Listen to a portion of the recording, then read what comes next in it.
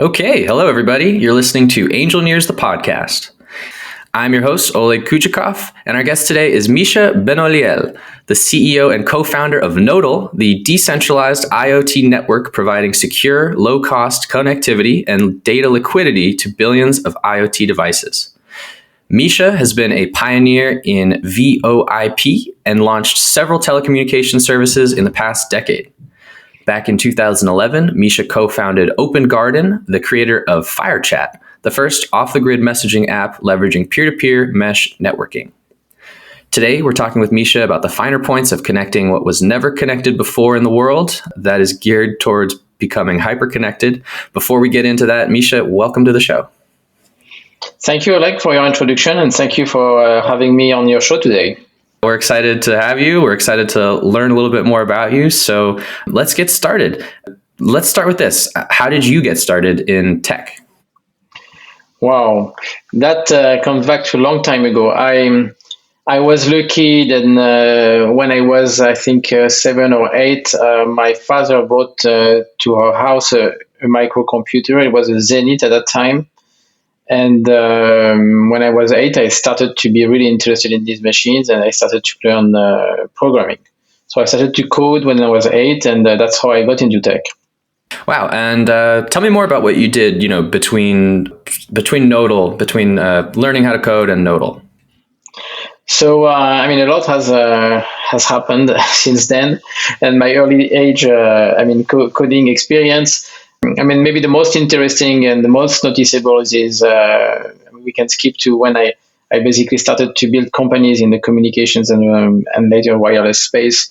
So I early on in the beginning of 2000, I actually was running a small voice over IP telco, and I was lucky to meet with one of the Skype founders, and at the time, and when no telco wanted to work with Skype. And basically, we were the first one to open up communications for Skype. So it's the service of Skype in and Skype out that enables Skype users to place calls to mobile or landlines, or actually to have a phone number ported onto the Skype network. More recently, I would say, after that, I moved to the US in 2011, founded a company called Open Garden, where we built a technology of peer-to-peer mesh. That was enabling at the very beginning smartphones to share easily their mobile data with other phones or other devices. And that technology was really the base that enabled us to build a messaging app called FireChat that was originally built for Burning Man, to enable people at Burning Man to exchange messages when there is no cellular network. And this app got a huge success. We got more than 1 million installs 1 week after the launch. And it was used not only for Burning Man, but in many different events, more specifically disaster recovery situations, and very surprisingly also, but for good reasons, for pro-democracy protests around the globe.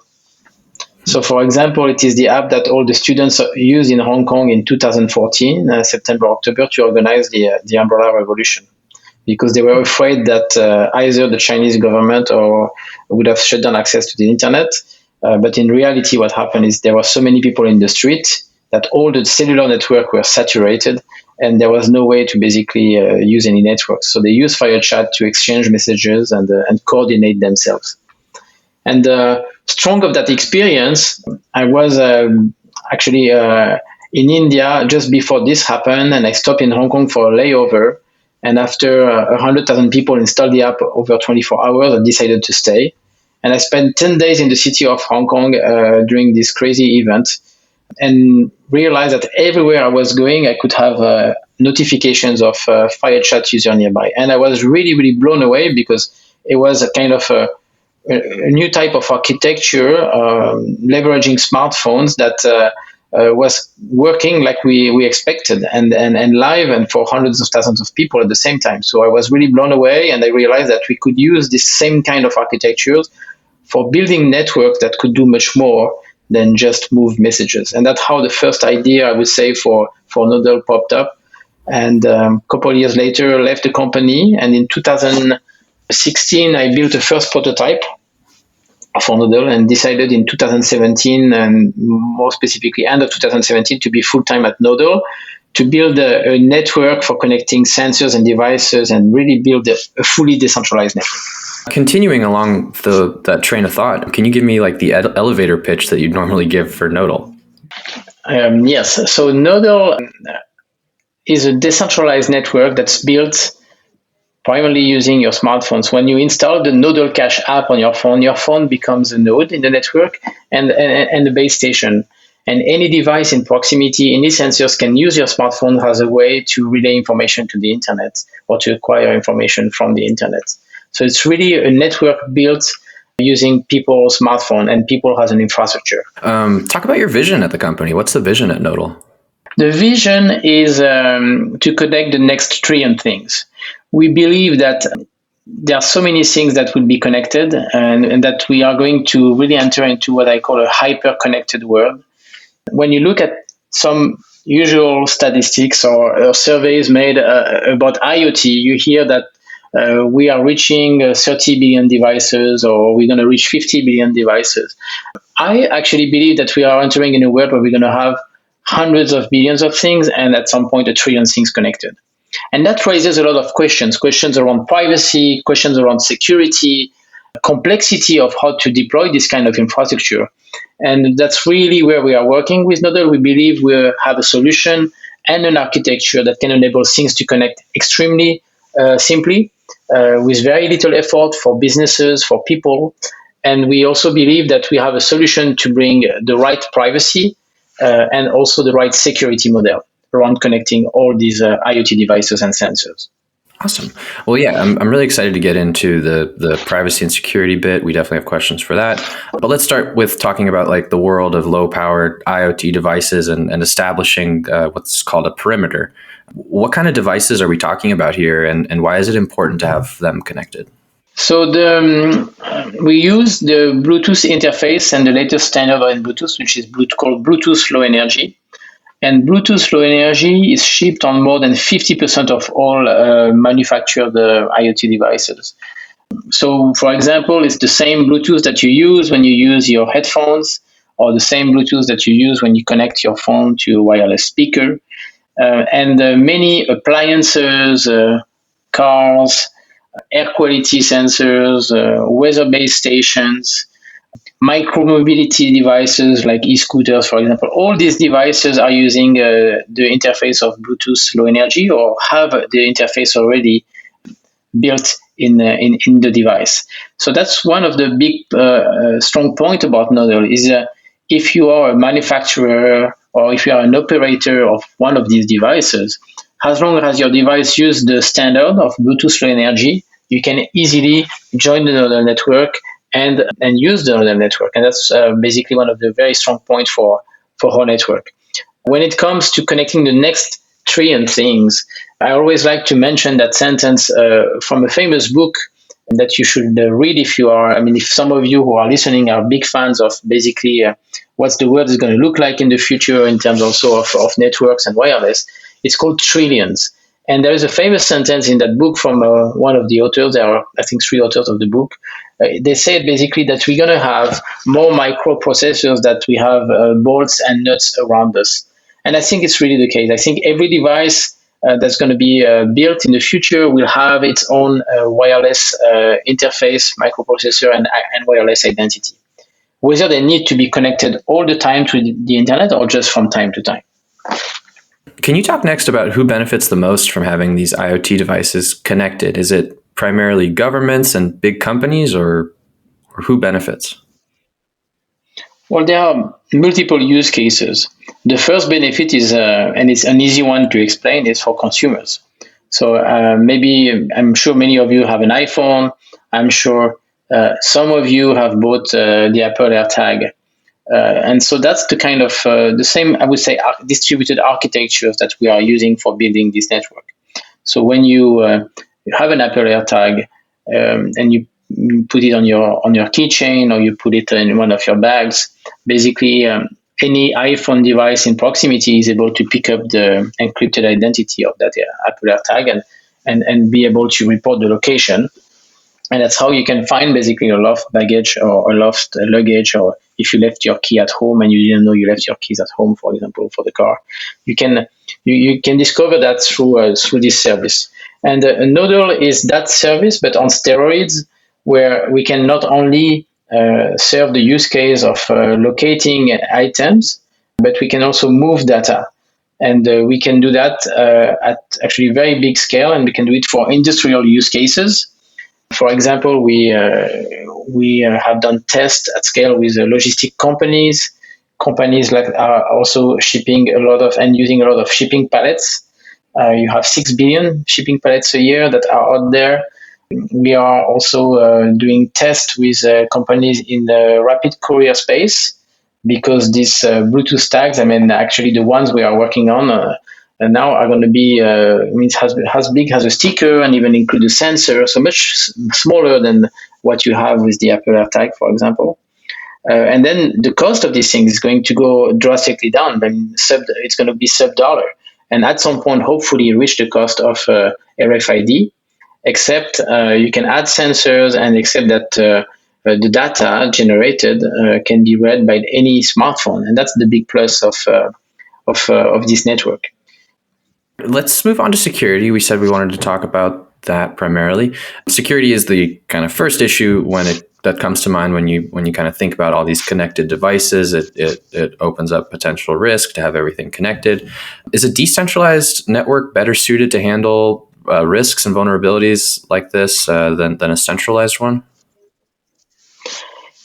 A decentralized network brings a lot of advantages. First, it brings more resiliency, and because it is decentralized, yes, it has less risk of getting that information basically hacked compared to a very centralized network. And what we do is with our network and our platform, we provide also a way for devices to be authenticated.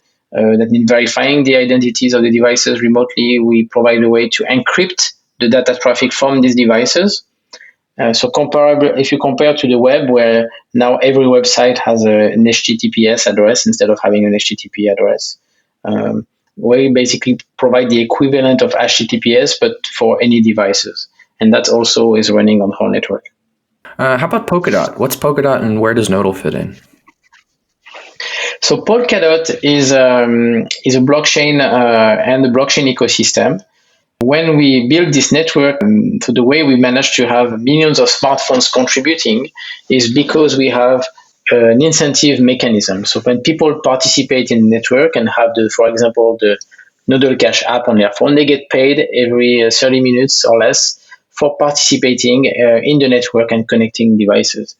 We got a lot of success. We reached almost 1.4 million transactions a day back last year in May. And we were running at that time on another chain, which was the Stellar. But we were really saturating the Stellar chain. We were doing more than 40% of the traffic on that chain. And so we knew we had to change, either find another chain to be able to realize the use cases we wanted to build, but also that we would probably have, and that was the case, build our own chain. So we chose the open source of Polkadot to build our chain based on Substrate. So we built that chain, migrated everyone. We have been running on production on our own chain since the month of June last year. And now, so the Polkadot ecosystem is opening up to have chains like ours to be able to become interoperable with other chains in the Polkadot ecosystem through a system that they call parachains.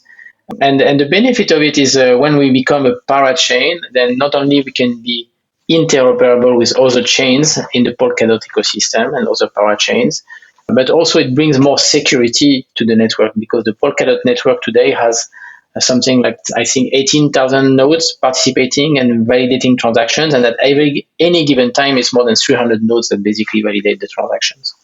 So the Polkadot ecosystem is great for enabling security to partner chains or parachains. And it's also great because the open source substrate enables us to customize the chain for the need of our industry. And that's a big differentiator compared to other systems like the Ethereum chain, for example, which is more like a do it all on one chain. And so that's why we chose to build on Substrate and to join the Polkadot ecosystem. Can you talk maybe about like what key assumptions have you made as you built and designed how your system functions and how it works as a service? Like building on this Polkadot it's an assumption it's going to be used by lots of folks. Like what kind of like functional requirements are you thinking about? What are you kind of assuming when you build and design this service? We for first we assume that the Polkadot model of having an ecosystem of multiple chains instead of having one main chain is probably the right way to go to get different industries customize the chains to their needs, and also the right way to be able to build security and to have interoperability between these chains and have what we call in the Polkadot ecosystem called composability, meaning that maybe an app developer, we want to build a service using functionalities from one chain or from several chains, and then build that service using the functionalities of these different chains. And that's something that's very well enabled through the Polkadot ecosystem with the parachains. That being said, and I think it's an important point, and you can tell me if you want me to actually dig into the rabbit hole there. It's to become a parachain in the Polkadot ecosystem, you need to win what they call the parachain auction to have a slot on the Polkadot ecosystem. And for that, you call the community actually to commit their tokens, the dot tokens, to your project, and you win a slot against other projects with which you are competing. Yeah, dive into that. Is that like a random chance? Or yeah. So we actually going for a parachain slot. We announced that 2 weeks ago now. I'm super excited. I think we have more than 6,000 people now who manifested interest and said they wanted to participate. And we are going to let everyone come and participate and commit their dots in a week from now. And if you are interested, you can already enter your information to be notified. The website is parachain.nodle.com, so nodle.com. Okay, that's very exciting. Yeah, good luck. Let's continue talking about Nodle and kind of the company you've built here. Tell us about the origin story. What kind of insights did you have that led you to start Nodle? So, like I said, the first idea popped up when I saw that this kind of distributed and decentralized architecture was working.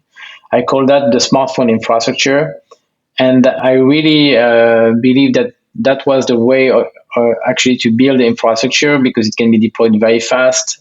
Just using software, it can enable a network for Bluetooth devices and sensors that can become very, very useful for many use cases. I mean, earlier I mentioned the industry and logistic use case for location of items, but you can build services for smart cities. You can build services for consumer electronic devices manufacturers. So there are really many applications. You can build also services for the financial industries, because you can, if you want, gather a lot of insights through that network. And so the goal is really to build an ecosystem where to build the infrastructure, actually people participate with their existing devices. Today it's smartphone. We already made a partnership with a company like Cisco Meraki to have that network run on their routers. We believe tomorrow it can be cars. So why not having, for example, your Tesla car becoming a node in the network and connecting to sensors and devices as you drive? Maybe it's going to pay for the energy you consume. So that's where we want to go. We started with Bluetooth Low Energy because it's very simple, because it's a standard, because more than 50% of all IoT devices already have Bluetooth. But we are testing today on cellular, on open cellular spectrum like CBRS. And so my co-founder, Garrett, for example, when we call each other on cellular, we use our own 4G network. And so we think that at some point we will bring this incentivization model to 4G, 5G base stations that would incentivize people to build the infrastructure, the cellular infrastructure, and be rewarded for it.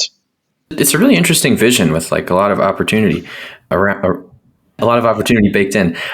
Well, if I made and push the vision further, I would say that I believe that at some point Actually, it's going to be your smartphone. I believe at some point on your smartphone, you will be able to use more than Wi-Fi, more than Bluetooth to actually relay information. I think at some point your smartphone may become a cellular base station, and you will be able to have communications with other smartphones around, like maybe half a mile away, without having to go through the centralized system, without having to go through a cell tower.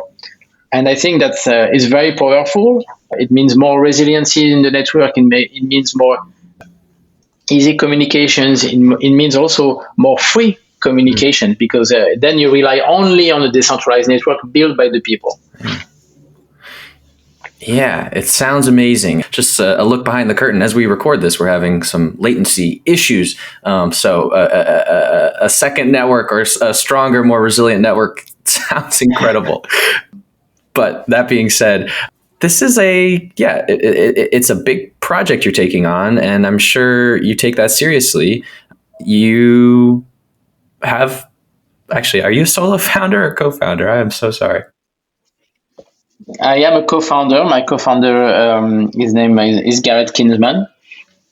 So we have been two building this network, and when we started back in 2017, I think we were you were probably just three people at that time, and now the company has almost 50 people working full time.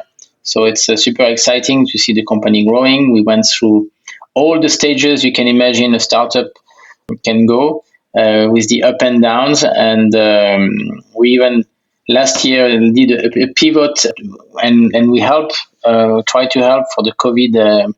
To fight COVID with the knowledge we had in networking, and I would say since the beginning of this year, things are really booming, and the company is really becoming able to execute on its long-term vision, and ambitious vision, because it's a pretty ambitious project.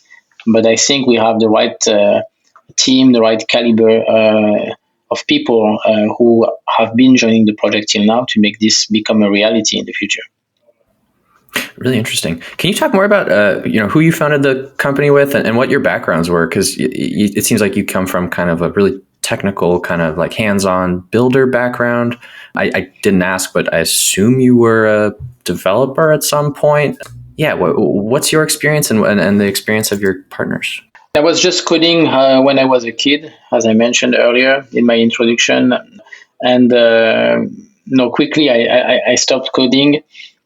So I'm more like the visionary, I would say, person, and then also I've been an entrepreneur many times, so I'm used to build companies and businesses. And I think my main talent is really in bringing the right people to make this idea become a reality. I think my main talent is to bring the right people together to execute on that idea. My co-founder is is very knowledgeable in the space of hardware and wireless. After we had the first experience working together, he went in India and worked for a company called Ola Cab, which is the equivalent of Uber in India, and he was responsible for building Ola Play, which is basically the the stereo and media system that goes into every cab, where that delivers basically content to passengers in the car.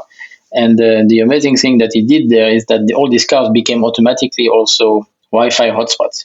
So it was one probably of the largest distributed infrastructure for Wi-Fi using cars. And so he has a pretty strong background also, and that's helping for basically building this vision of Nodle, and building this giant network. Then we have people in the team who are extremely good at blockchain.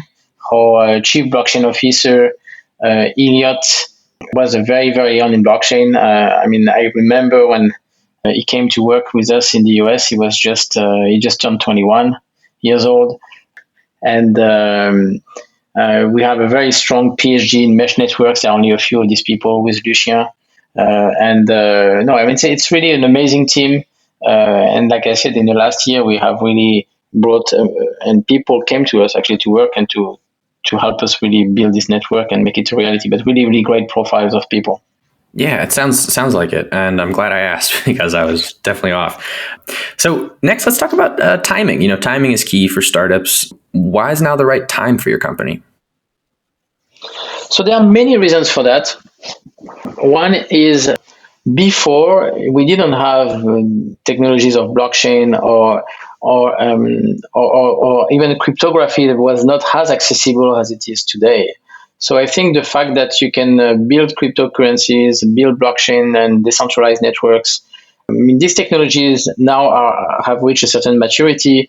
You have more than 100 million users of crypto wallets. And using blockchain, you can actually create a way to create a new sort of incentivization model.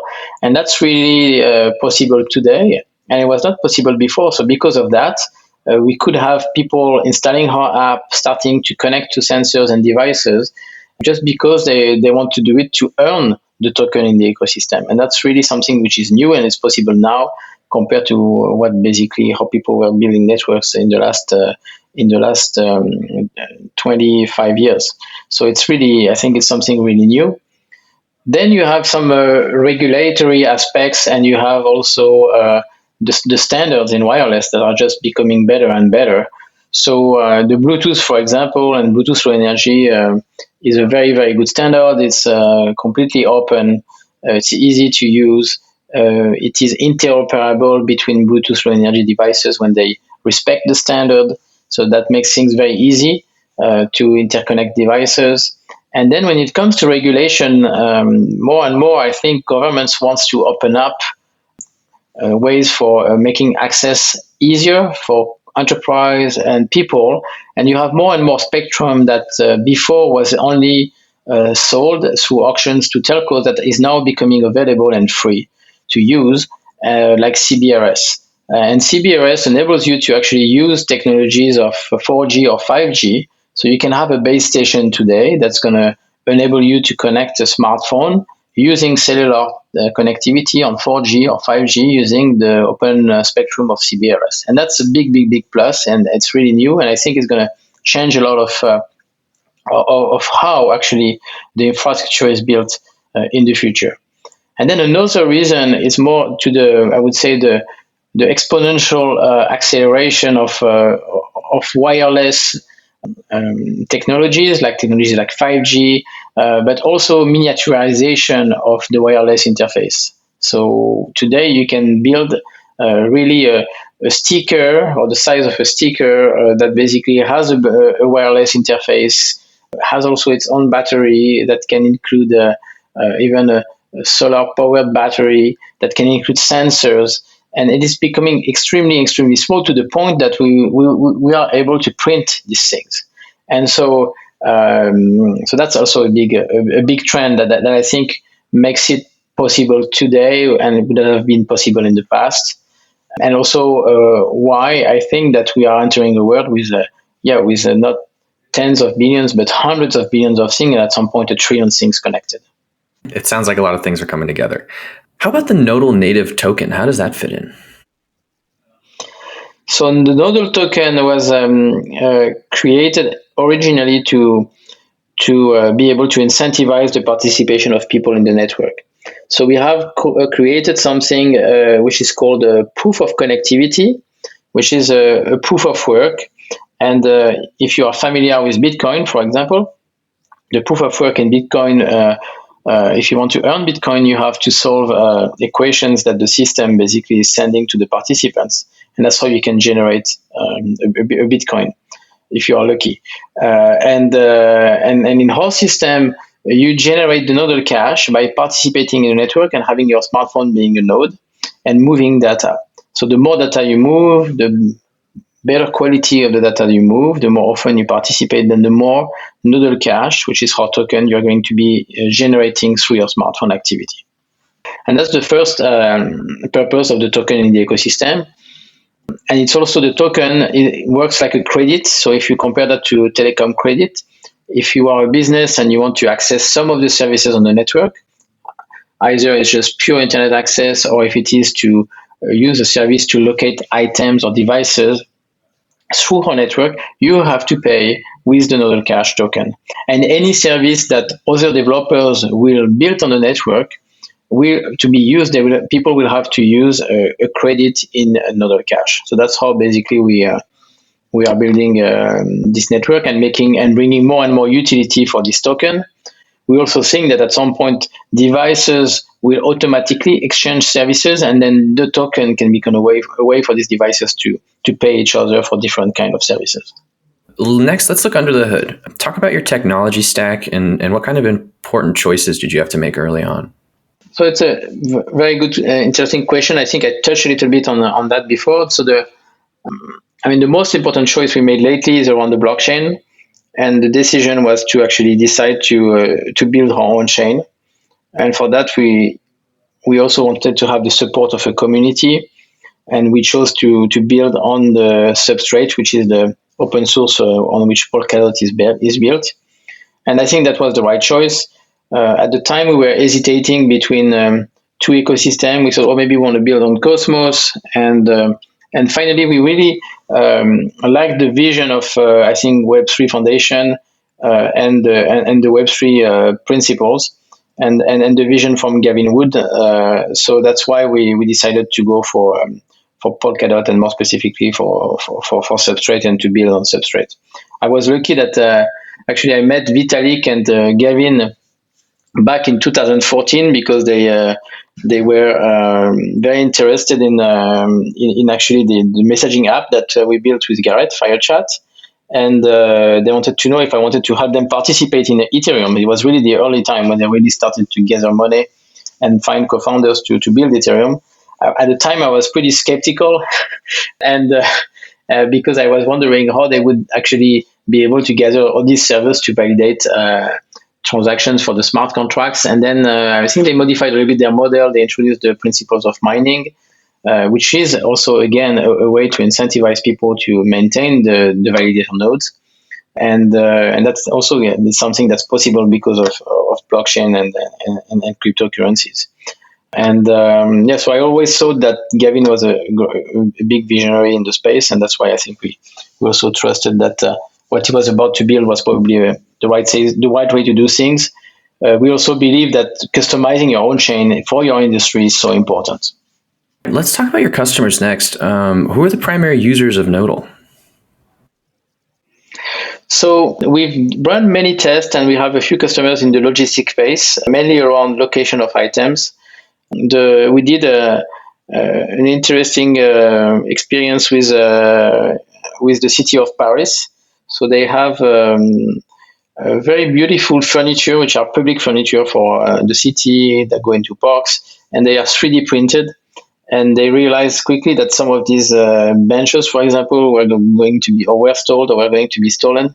So they wanted to find a way to actually locate them, and also to get feedback from people who are using all these infrastructures in the city. So we did a first experiment with them, so if a user has an app with her SDK, like an app of the city, for example, if it comes in proximity to one of these benches, the person can be prompted with questions to answer, like, do you like the park where you are? Why would you improve? These kind of things. But also automatically the public infrastructure, so the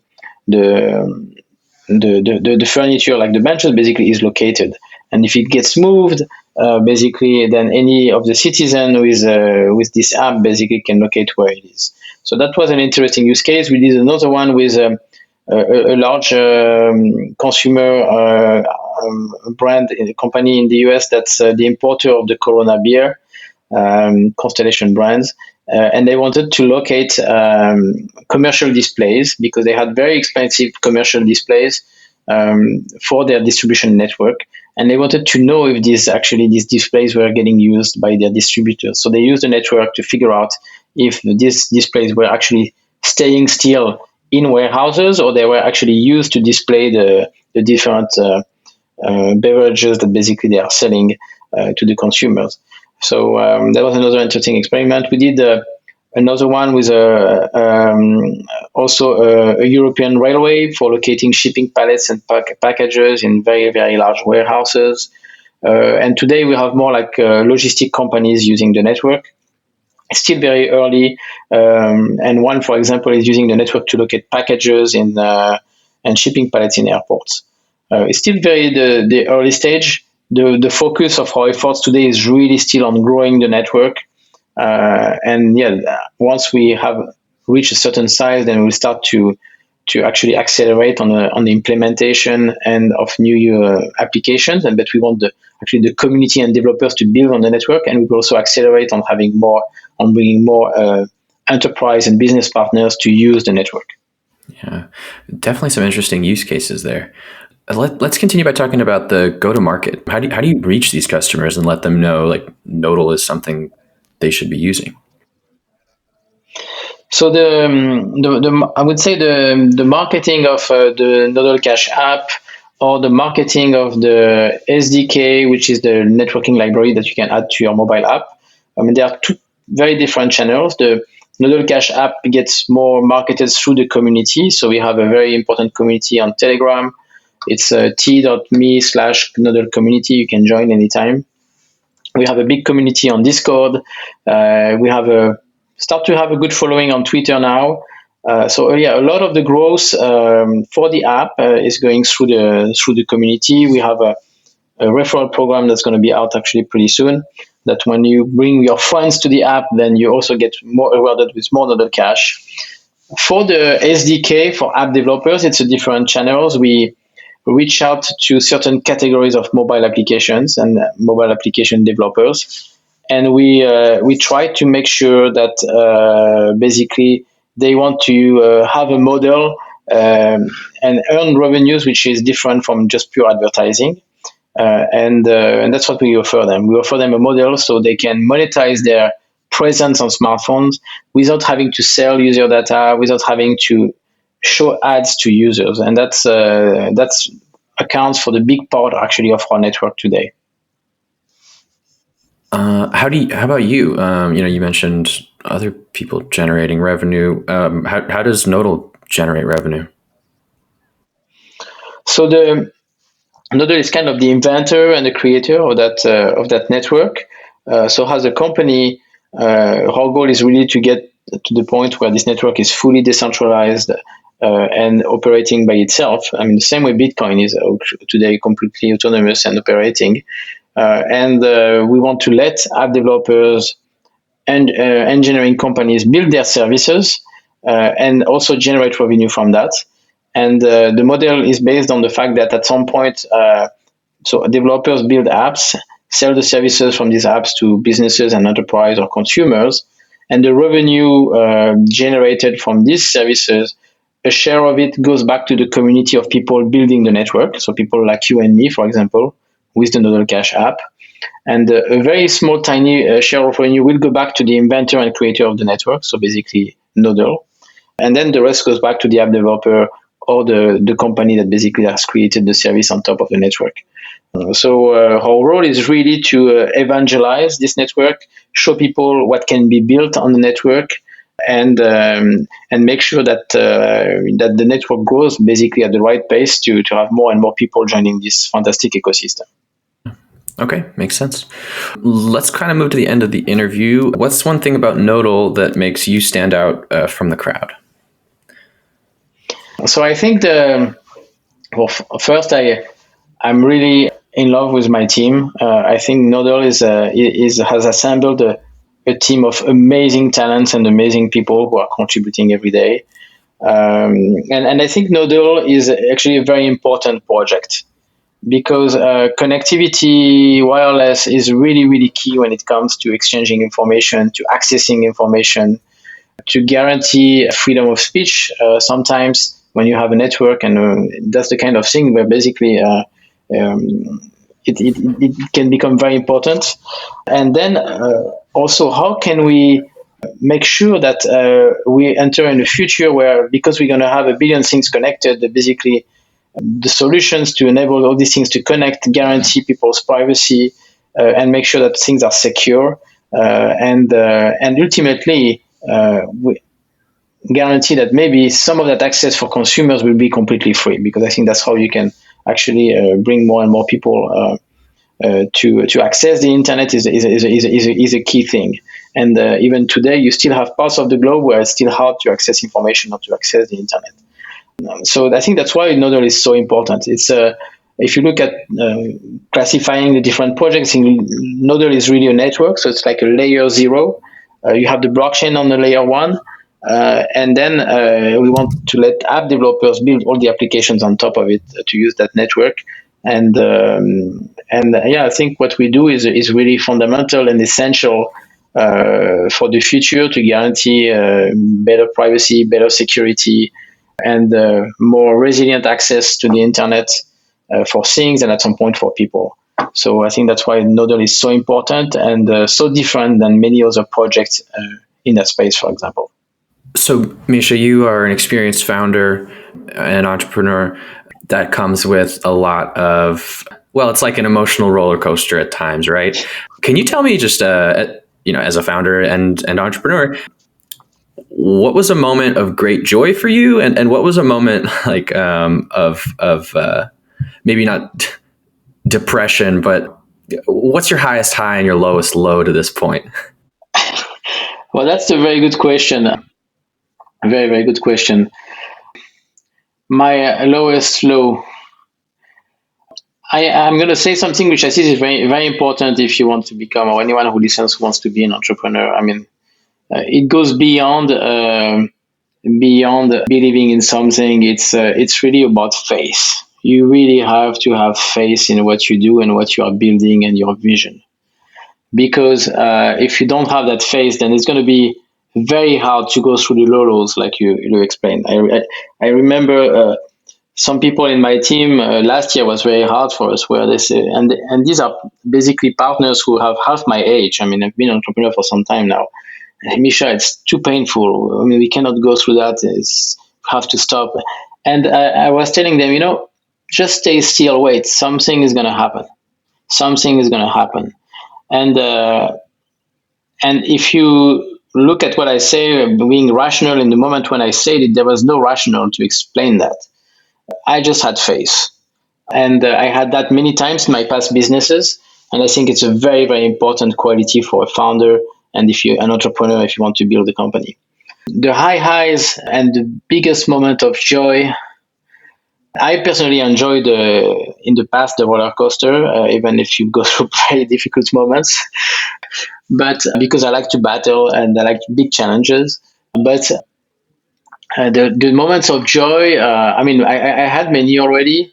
And I can just name a few. I think the first time we shipped our app on the first blockchain phone, which was the HTC, and the app got shipped pre-installed on the phone.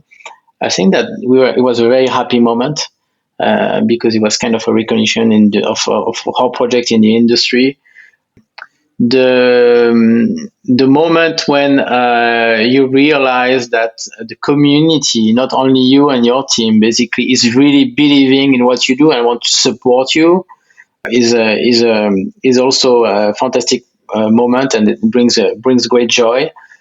And then it's I have joys all the time now. I mean, by interacting with my team and making things happen, be able to execute better, and seeing that our early ideas, which was just an idea, are turned into something that's working and can be is actionable, that can generate money, is also joyful.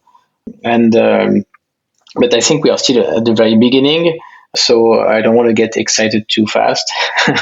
And we are just at the beginning of the journey there. Of course. Oh, well, great answer. I think that'll speak to a lot of folks. Let's end here. In addition to Nodle, you're also a co-founder of the Coalition Network, and you're an entrepreneur in residence at Bootstrap Labs. Can you say a couple words about these organizations and what they mean to you? Yes. So the Coalition Network is actually a nonprofit we created last year to help during COVID. And we use our knowledge in networking to build a privacy-first contact tracing protocol.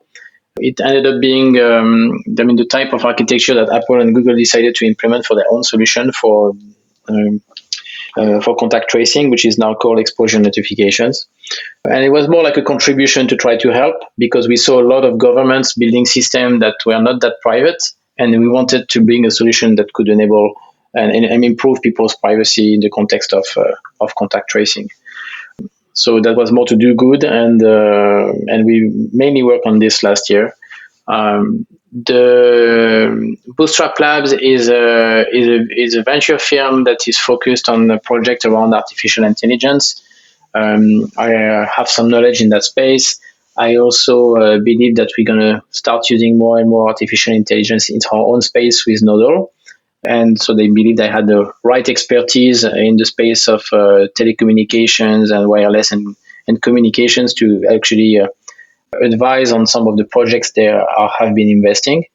And they are also among the people who supported us with Nodle. So that's my involvement with Bootstrap Labs.